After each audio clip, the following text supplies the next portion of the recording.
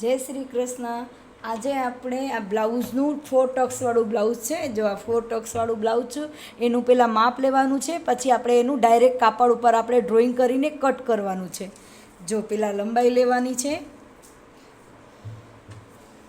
જો લંબાઈ પહેલાં અહીંયા પાછળના ભાગથી પહેલાં લંબાઈ લેવાનું. બ્લાઉઝની લંબાઈ 13 છે. પછી છાતીનું માપ લેવાનું. જો છાતી છે 9, છાતી 9, યોગ છે 2.5, ખંભો છે, ખંભાનું માપ લેવાનું, પાછળથી ખંભાનું માપ લેવાનું. ખંભો છે 2.5, આગળનું ગળું ટક્સવાળું છે એટલે ફિક્સ જ રાખવાનું 6.5, 6. અને પછી સ્લીવ છે 6,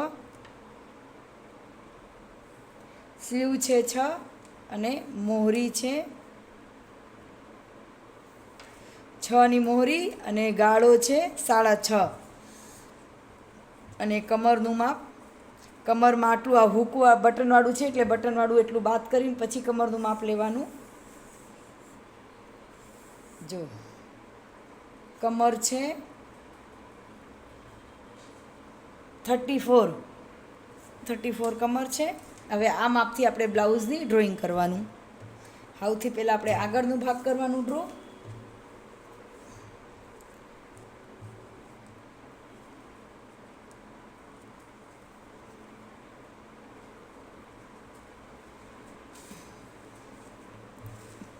સૌથી પહેલાં આપણે આગળના ભાગને ડ્રો કરવાનું. આમાં છાતીના માપથી શોલ્ડર આવે છે.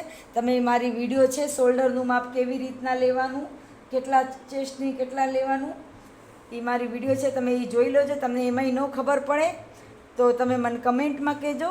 હું તમને એકદમ સરસ રીતે પાછું હું તમને એના હાટું સ્પેશિયલ તમને વિડીયો બનાવીને શેર કરીશ. જો સૌથી પહેલાં લંબાઈ છે 13.5 છે એટલે આપણે 14.5ની લેવાની. આ યોગ છે એટલે એમાં આપણે 2.5નું યોગ બાદ કરવાનું છે.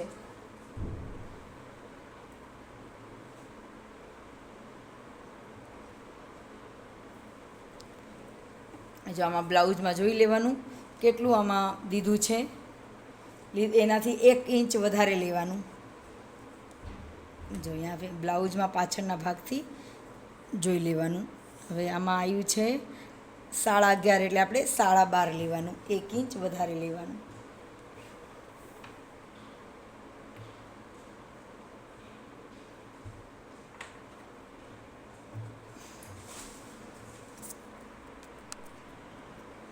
જો એમાં શોલ્ડર, આમાં છાતી 9.5 છે એટલે આપણે હે ને શોલ્ડર એમાં રાખશું 5.5.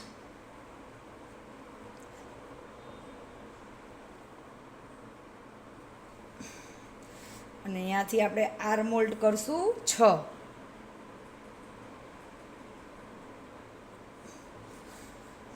અડધુંથી 1.5 ઇંચ આપણે ક્રોસ કરશું.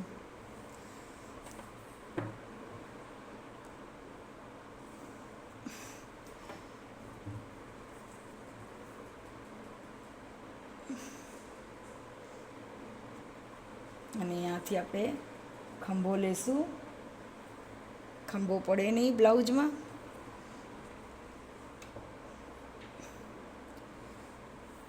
અને અહીંયાથી ચેસ્ટનું માપ લેશું. આગળના ભાગથી ચેસ્ટ છે 9.5, આપણે 9.5 ઉપર એક ટીક કરશું અને 2 ઇંચ વધારાનું આપણે ફિટિંગવાળું.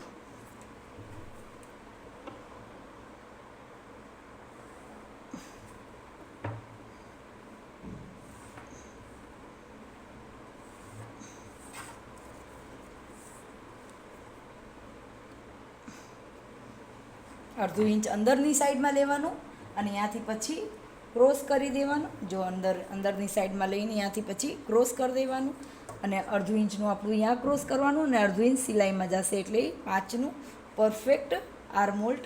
જો હમણાં 5.5નું છે, પછી અડધું ઇંચ ત્યાંથી કટિંગમાં ને અડધું ઇંચ સિલાઈમાં એટલે 5નું આર્મહોલ્ડ પરફેક્ટ આવી જશે. ને આગળના ભાગમાં અહીંયાથી 1 ઇંચ અને અહીંયાથી અંદરના લીટીથી ગોલ શેપ આપી દેવાનું.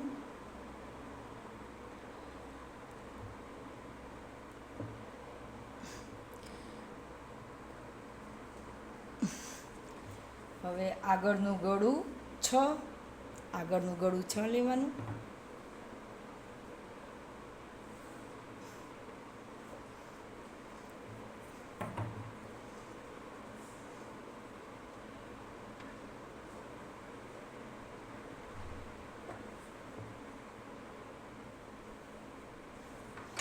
પછી વચ્ચે ટક્સ મૂકવાનું, એક ટક્સ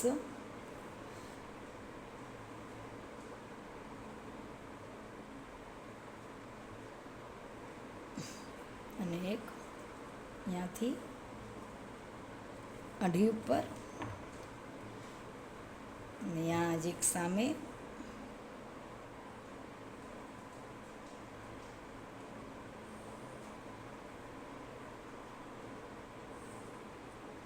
ને અહીંયાથી પાછું એક અઢી ઉપર.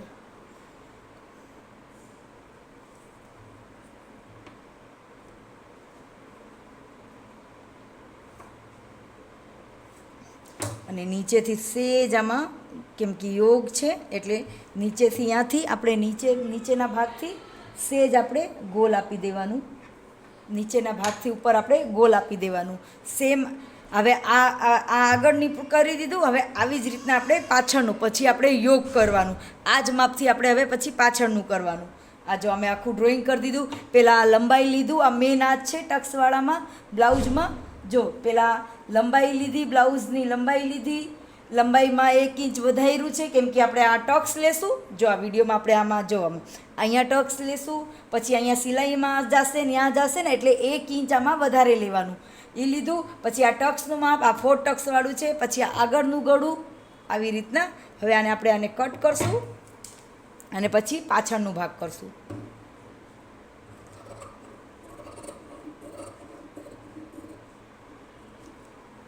પાછળનો ભાગને આ જ મૂકીને આપણે એમાં લંબાઈ અને અડધું ઇંચમાં શું ફેરફાર કરશું.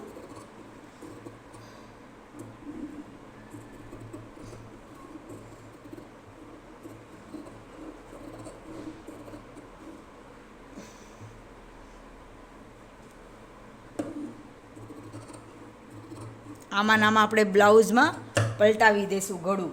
આમાં આપણે આ અસ્તરવાળું બ્લાઉઝ છે એટલે આપણે ગળાપટ્ટી કરવાની જરૂર નથી. એકદમ ફિનિશિંગવાળું બ્લાઉઝ થશે અને એકદમ સરસ થશે. જો હવે આ ભાગ છે ને અહીંયા આપણે આમાં પાછળના ભાગમાં આને આપણે ગોઠવશું. હવે 14.5ની આપણે લંબાઈ લેવાની છે ને. જો આને આપણે આટલું બાદ કરશું એટલે આ શોલ્ડરનું માપ ને બધું માપ આપણે પરફેક્ટ આવડી જશે. આમાં આટલું આ બાદ કરી દીધું. પછી હવે આપણે આમાં લંબાઈનું માપ જોઈ લેવાનું. જો લંબાઈ છે આપણે 14.5ની લેવાની છે ને એટલે આપણે 14.5ની લંબાઈ લઈ લેવાની. અહીંયા ઉપરથી મૂકવાનું.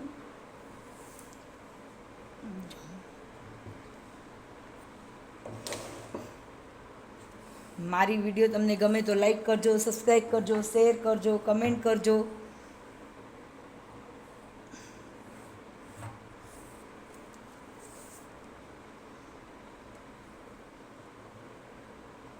અને આપણે આને સેમ આવી જ રીતના આને આપણે ડ્રો કરી લઈશું. હવે એમાં શું નવું પ્રોસેસ કરવાનું છે હું તમને હમણાં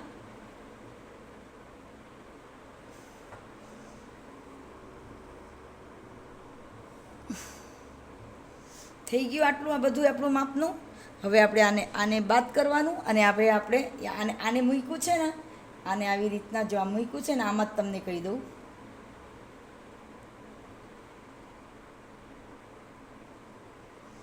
જો આ કર્યું છે ને હવે આમાં શું ફેરફાર, અહીંયા આપણે અડધું ઇંચ વધારવાનું છે. અહીંયાથી આપણે 1.5 ઇંચનું કરવાનું છે.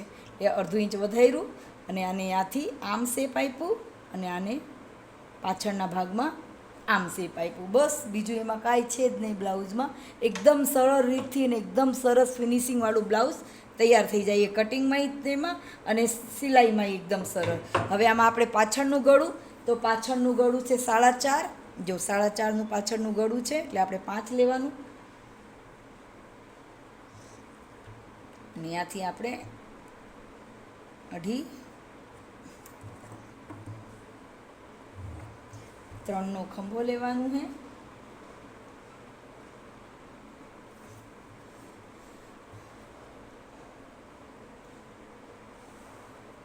અને ત્યાંથી પછી 1 ઇંચ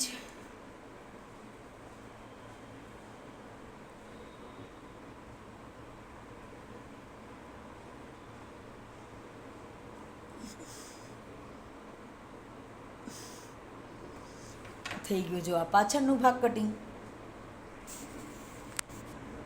આ પાછળનું ભાગ કટિંગ થઈ ગયું. હવે આને આપણે કટ કરશું અને પછી સ્લીવનું કરશું. જો હવે આપણે યોગનું કટિંગ કરશું. યોગમાં આપણે નીચે યોગમાં આપણે એવી રીતના કરશું કટિંગ. જો સીધે કમર છે, કમરમાં આપણે કમરનો ચોથો ભાગ આપણા મેજર ટેપમાં જ કમરમાં ચોથા ભાગ કાઢીને પછી એમાં ચોથા ભાગમાં 2.5 ઇંચ ઉમેરવાનું. તો જો 33.5ની કમર હતી ને તેમાં 2.5 ઇંચ ઉમેરીને 2.5 ઇંચ ઉમેરીને આમાં 2.5 ઇંચ ઉમેરવાનું. એમાં યોગમાં 2.5 ઇંચ ઉમેરી દીધું આપણે. અને પછી આપણે એમાં 1/2 ઇંચમાં 1/2 ઇંચ આ બાજુ ને 1/2 ઇંચ આ બાજુ વધારીને અને પછી આને આપણે કટ કરી લઈશું. જો યોગ શેપમાં આપણે આને કટ કરી લેવાનું. થઈ ગયું. હવે આપણે આ યોગનું કટિંગ, આગળ પાછળનું કટિંગ. હવે આપણે સ્લીવનું કટિંગ કરશું. જો સ્લીવ છે, 6ની સ્લીવ છે એટલે આપણે લંબાઈ વત્તા 1.5 ઇંચ વધારવાનું હોય. આ અસ્તરવાળું છે એટલે આપણે આમાં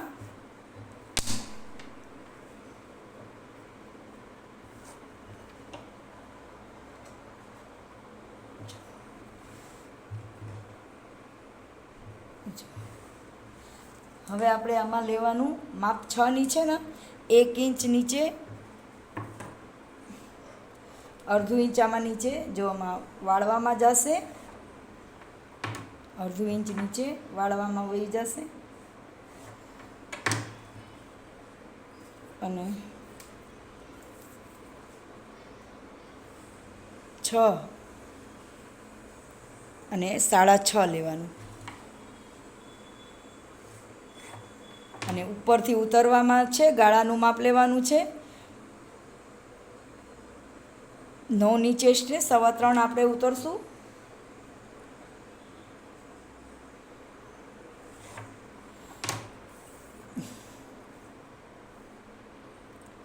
7નો ગાળો અને 2 ઇંચ આપણે વધારાનું.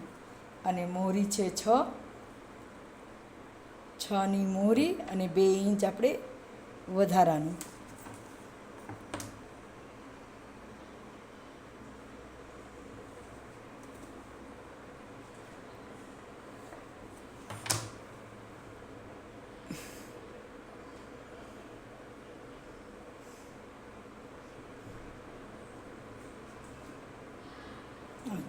થઈ ગયું આપણે સ્લીવની કટિંગ.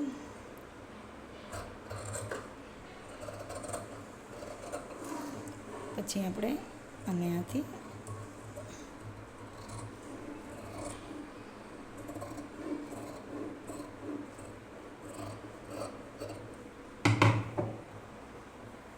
જો આપણે આ થઈ ગયું આપણું આ કટિંગ. હવે આને આપણે ખોલી દેવાનું. ત્યાંથી આપણે આને ખોલવાનું અને ખોલીને પછી આપણે આ અંદરનું ભાગને કટ કરી દેવાનું. હવે આને આપણે કાપડ ઉપર પાથરીને, મારી વિડીયો તમે ગમે તો લાઈક કરજો, સબસ્ક્રાઈબ કરજો, શેર કરજો, કમેન્ટ કરજો.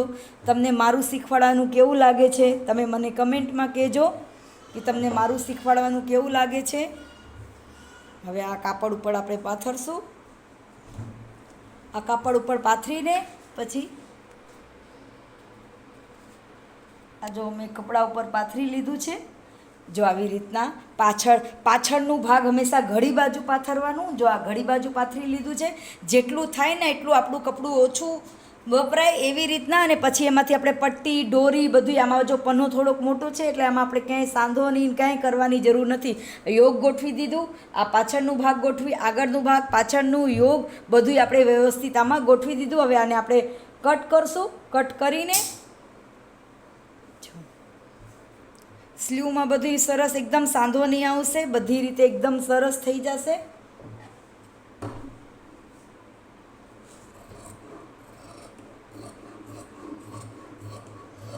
અને કાપડમાં આપણે ડિઝાઇન નહીં જોવાની કે ડિઝાઇન આપણી લેરિયાવાળી ડિઝાઇન છે કે ઊભી જાય છે કે આડી જાય છે, એ બધી ડિઝાઇન જોઈને આપણે એમાં ધ્યાન રાખવાનું ડિઝાઇનમાં.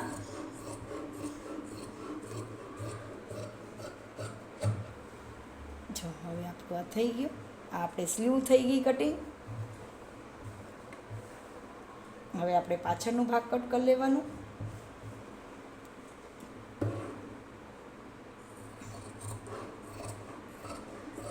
અને પ્લીઝ મારી વિડીયોને લાઈક કરો, સબસ્ક્રાઈબ કરો, શેર કરો, કમેન્ટ કરો. તમને મારું શીખવાડવાનું કેવું લાગે છે? તમે વચ્ચે મને બહુ સપોર્ટ આપ્યા મારી વિડીયોને. બધે હમણાં તમે મારી વિડીયો વોચ નથી કરતા, મારી વિડીયોને જુઓ, શેર કરો. તમને એકદમ ઇઝી મેથડમાં કેવી રીતના કરવાનું હોય ને, હું તમને બધુંય શીખવાડું છું. તમને ગળા પલટાવતા, બ્લાઉઝમાં કેવી રીતના ગળા પલટાવવાની, એ બધુંય હું વિડીયો શેર કરીશ.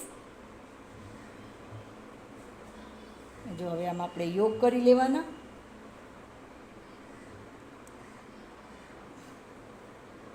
યોગનું કટિંગ થઈ જશે.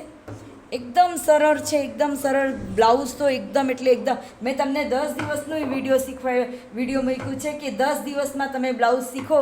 એ વિડીયો તમે જોજો. મેં એમાં કેટલું ઇઝીમાં ઇઝી તમને ખાલી હંચો હકાવતા અને એવી રીતના તમને આવડતું હોય તો તમને 10 દિવસમાં તમને પાક્કું તમને પ્રોમિસ કરીને કહું તો પાક્કું તમને સાદું બ્લાઉઝ તમને ટક્સવાળું તો તમને આવડી જશે જ.